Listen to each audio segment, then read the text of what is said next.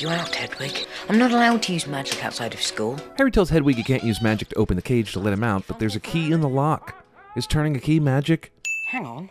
How do you know my friends haven't been writing to me? How does a house elf like Dobby get out of the house so often to steal letters from Harry's friends? Has he been wandering around outside snatching owls out of the air? And why did he even bring these letters with him in the first place if he wanted to keep Harry from Hogwarts? Dobby, please stop! The company downstairs could hear Dobby when he hit his head against the drawers earlier, but can't hear anything as Harry and Dobby run down the stairs. There's no way in hell Harry hears this flying car. The only way he could have been woken up just in time to see it is, you guessed it, magic. Ron! Fred! George! Thanks for the roll call, Harry. Yep, Ron, Fred, and George are home, but so are a host of other Weasleys, so where are they on this GPS system? Dad works in the Ministry of Magic. Harry and Ron had a whole year to get to know each other and Ron's dad's job never came up? And who are you? Seriously? One of the most famous wizards in all the land, and Arthur Weasley, who works with the government, hasn't even so much as seen a picture of Harry? This lot won't come cheap, Mum.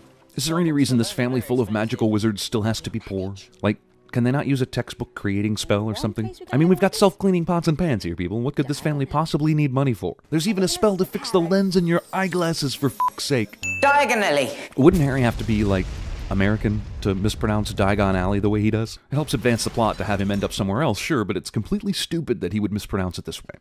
Harry just happens to get accidentally sent to a place where he can overhear the Malfoys being evil. No, please. Harry? Maybe they should have called this Harry Potter and the Chamber of Plot Conveniences. This run through the brick is cute and all, but are we honestly supposed to believe that no muggles ever see this and freak the f*** out, calling 999 to report the redheaded kids who just completely evaporated in broad daylight? Like, for instance, these muggles here who clearly see Harry and Ron's failed attempt at going through the brick. What do you think you're doing? What, haven't you ever seen a bunch of kids run through brick before? The invisibility booster must be faulty. Yeah, because magic invisibility can break down just like windshield wipers or air conditioning. This car doesn't get dented or crushed at all. Now, you can tell me it's a magical car and that it can't get damaged, but then I'll tell you that the f***ing car only crashed because it was damaged somehow. Oh, now the tree can dent the car. I know they had a brief adventure with the tree, but why are they so much later in arriving than the students who were on the train, which they followed here, and presumably arrived at the same time? Does everybody in this movie carry around with them and expose incriminating items in this story? In this shot, there are panels open everywhere in this greenhouse, including a huge beanstalk or something coming out of this one. But then when the camera actually goes down into the greenhouse, none of the panels are open. Mandrake or Mandragora? So wait, one mandrake scream causes the whole class to put their hands over their ears while wearing earmuffs, but 30 mandrakes all screaming at once brings no discomfort whatsoever. Ron, is that your owl? Man, this kid has the best eyesight and unnecessary expositional abilities of any wizard in Hogwarts. How the f*** did he recognize Ron's owl from this distance? And where the f*** is this owl coming from, anyway? I don't quite understand. If you're Lockhart and you're a well-known author who has women throwing themselves at you and you're this vain, why would you take a low-paying job as a teacher at Hogwarts? Gilderoy Lockhart Inception painting. A little quiz. Doesn't Hogwarts set a curriculum? Like, how can professors come in and give quizzes about themselves to the students without that getting out and the professor getting reprimanded?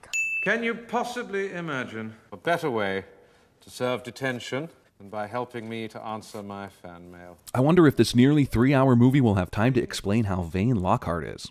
Great Scott, no wonder. Look at the time. We've been here nearly 4 hours. Okay, Harry was in detention with Lockhart for 4 hours, and then gets out late at night, conveniently bumps into his two friends, and then bam! All the kids in the entire school happen upon the scene at that exact moment. Does McGonagall write backwards on the chalkboard to make learning even more of a challenge for her students? We will be transforming animals into water goblets. Ah, another super useful spell.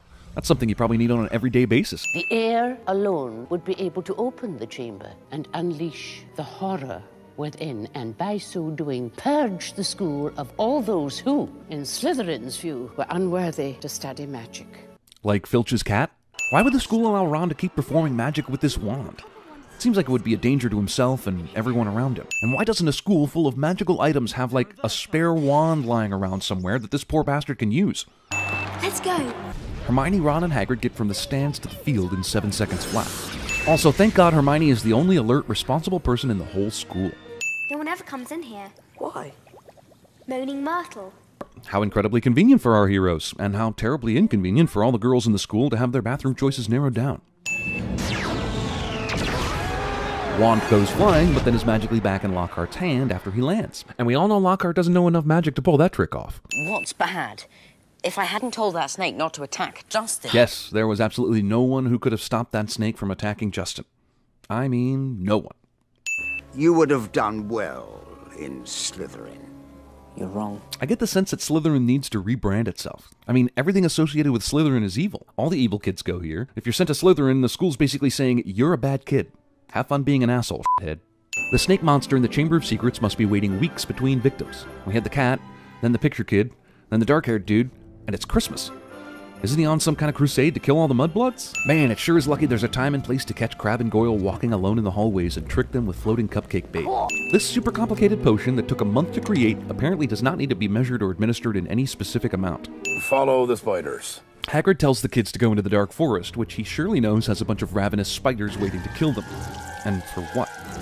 Hagrid never opened the Chamber of Secrets. To clear his name? The defense calls to the stand? This giant spider. He'll clear it up. I believe in magic cars with invisibility buttons. I really do. But I don't believe in a magic car that somehow knows its owner is in danger and comes roaring in to save the day. Oh, come on! She's been in here for weeks, but not one doctor, nurse, or professor checked to see if there was a large, wadded-up piece of paper in her hand. But if it kills by looking people in the eye, why is it no one's dead? Because no one did look it in the eye. Colin saw it through his camera. Justin must have seen the basilisk through nearly head to Snick. And Hermione had the mirror.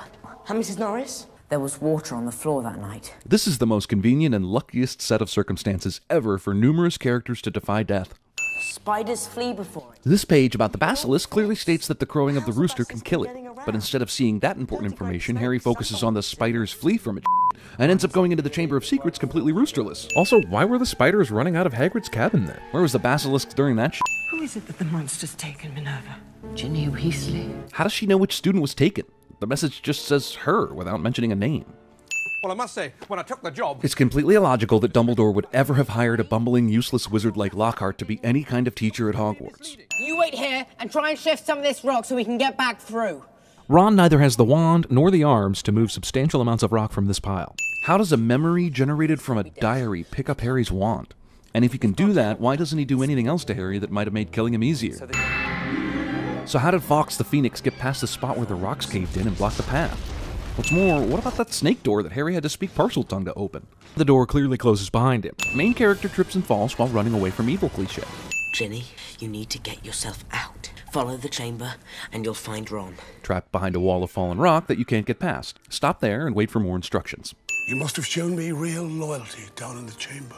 Nothing but that could have called Fawkes to you. Well, it's either that or the convenient storytelling. Why would Malfoy bring Dobby along on this angry visit to Dumbledore's office? So the rule is the house elf becomes free when the master presents him with clothes. Is this really presenting clothes to Dobby? Does Malfoy have to specify every time he gives Dobby a basket of laundry? Now, these aren't your clothes, Dobby. These are for cleaning. This is all accidental and without the master's knowledge. This rule and this loophole are stupid. I know we want to have a nice Dobby saves Harry moment here at the end, but was Lucius Malfoy seriously about to use the death curse on Harry right here outside Dumbledore's office? All exams have been cancelled. You didn't learn anything anyway. Disney slow clap finale cliché. Goodbye, Dumbledore. Hope you don't look and sound completely different next time I see you. Okay, now let's take a look at how negligent this school is. After Filch's cat is petrified, Dumbledore says he strongly recommends caution. At this point, there should at least be some beefed-up security and possibly some education about petrification. Now the school's Jimmy Olsen is petrified, Dumbledore now says... Our students are in great danger. Tell them Hogwarts is no longer safe. It is, as we feared. Chamber of Secrets has indeed been opened again. The answer? Let's teach students self-defense techniques. But not against some possible monster, which might know something like, I don't know, petrification, but against each other, and using this dumbass Lockhart, who by this time everyone knows is a fraud. And of course they learn nothing, except that Harry can speak Parseltongue. The school forgets about that no longer safe decree, nobody patrols the halls, Voldemort can apparently just guide Ginny Weasley around the school's halls petrifying cats and wizards and painting messages in blood, and there isn't one person who ever witnesses it. Now it's business as usual again, and this kid Justin gets petrified. Dumbledore knows it's not Potter. Now there's been 3 incidents, but there's still no evacuation of the school and still no extra security. The Gryffindor house is ransacked, and who does Neville go to? Well, he goes to Harry, because not one adult here seems to give a f*** about anything. I mean, these assholes were about to play Quidditch again. And there's a monster crawling around in the school, but it gets canceled, because Hermione is now petrified. So now a cat and 3 people have been petrified, and the school remains open, and not one kid is scared of shit in this entire school, and they're casually sitting around in their dorms without a care in the world. Then there's this ludicrous new set of rules that come out. Be back at your house by 6. Okay, whatever. But every student will be accompanied by a teacher to every lesson? Sorry, no way that happens. Did you see how many teachers are at this school? No?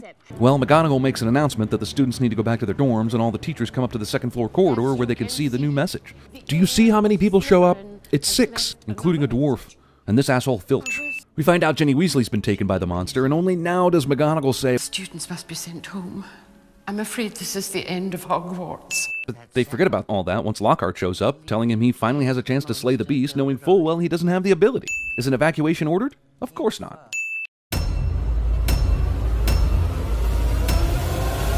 Me to answer my fan mail. Not really.